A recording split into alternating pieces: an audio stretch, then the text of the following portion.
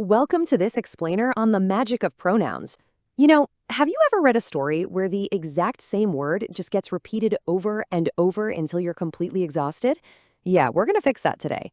We're going to help some very lost words find their absolute perfect place in a sentence.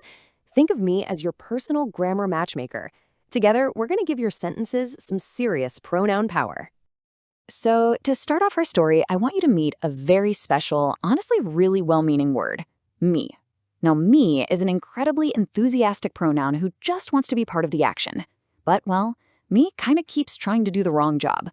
It runs right up to the front of a sentence and shouts things like, me went to the store, or me is hungry.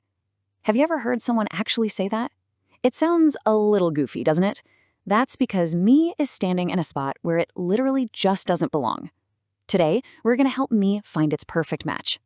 But before we can actually find me a home, we've got to understand what a pronoun really does. A pronoun's biggest goal in life is to replace a noun. A person, place, or thing. And that original noun has a super fancy name, an antecedent. Think about the sentence, Sarah has always loved fashion. So Sarah announced that Sarah wants to go to fashion school. Wow. Okay, that is way too many Sarahs. Instead, we use a pronoun to replace that antecedent. We'd say, Sarah announced that she wants to go to fashion school. See, the pronoun she steps in perfectly. Section 1. Subjects and objects, the doers and the receivers. All right, let's look at the teams here. Up top, we have our subject pronouns. These are the doers of the sentence, words like I, you, he, she, it, we, and they. They absolutely love being at the front, making things happen. Then, right below that, we've got our object pronouns. These are the receivers of the action. Me, you, him, her, it, us, and them. They usually just hang out after the action verb, basically catching whatever gets thrown their way. So let's bring back our lost friend, me. Remember when it tried to say, me went to lunch? Well, now we know exactly why that sounded so incredibly silly. Since me is an object word, a receiver, it just can't be the doer of the action. That is totally a job for a subject pronoun. So we've got to gently tell our friend, sorry, me, you're going to have to sit this one out. This is a job for I. And just like that, the sentence becomes the perfectly matched I went to lunch. Section 2, the ownership squad, showing who owns what. Now, what's really fascinating is how these two different ownership teams behave. On one side, we have possessive adjectives. Think of words like my, your, or her. These words are honestly a little shy. They always need to hold hands with a noun. Like you can't just walk up and say, that is my. You have to say, that is my book. But then, look at the strong, independent possessive pronouns like mine, yours, or hers. They stand completely alone. You can confidently declare, that book is mine, and the pronoun doesn't need to hold hands with anything else. It's a total solo act. Section 3, the mirror words, bouncing the action back. You can always spot these reflexive pronouns because they basically wear a uniform. They end in self or selves, like myself, yourself, and themselves. And here is the secret to how they work. They act exactly like a boomerang or a mirror. Think of a sentence like, Jason hurt himself.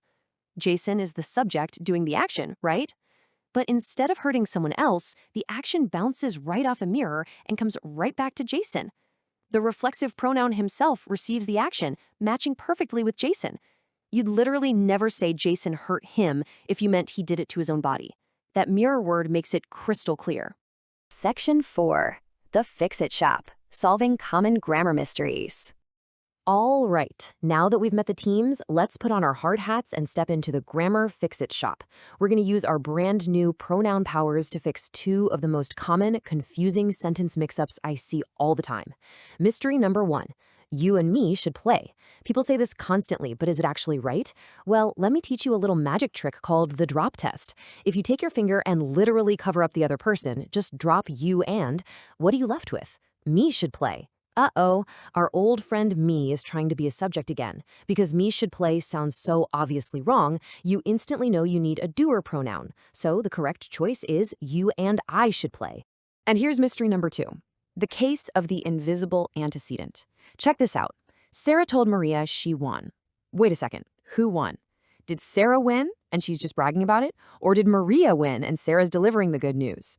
This is what we call an ambiguous antecedent. The pronoun she is totally lost. The big takeaway here is that sometimes to be a really good matchmaker, you actually have to ditch the pronoun altogether. To fix it, we just use the original noun again. Sarah told Maria that Maria won. Boom, problem solved. Clarity is absolutely the #1 rule. Section 5, the welcome wagon. Pronouns for everyone. Let's talk about the incredible power of the singular they. You know, sometimes you might not know if a person is a he or a she, or maybe that person simply prefers the pronoun they. Using they for a single person, like in the sentence, everyone submitted their assignments, is a fantastic, inclusive way to avoid making assumptions about someone's gender. It's kind, it's clear, and yes, it is 100% grammatically correct. But what's really fascinating here is the history behind it. A lot of people think using they for a single person is this brand new trend, or maybe some modern internet slang. But actually, according to the Oxford English Dictionary, the singular they first showed up in writing way back in the year 1375. Guys, that's over 600 years ago. Long before the printing press was even a thing, writers were using they to be general and inclusive. So when you use it today, you're actually carrying on a massive historic tradition. So, as we wrap up our time in the Grammar Matchmaker's shop, I want to leave you with a quick question. You now know the difference between subjects and objects, you've totally mastered the drop test to save our lost friend me, and you've learned the 600-year-old secret of the singular they. So, how will you use your pronoun power not just to be grammatically correct on your next writing assignment, but to make sure absolutely everyone in your classroom feels seen, clear, and respected? Think about that the next time you pick up your pencil. Keep writing, keep learning, and I'll catch you in the next explainer.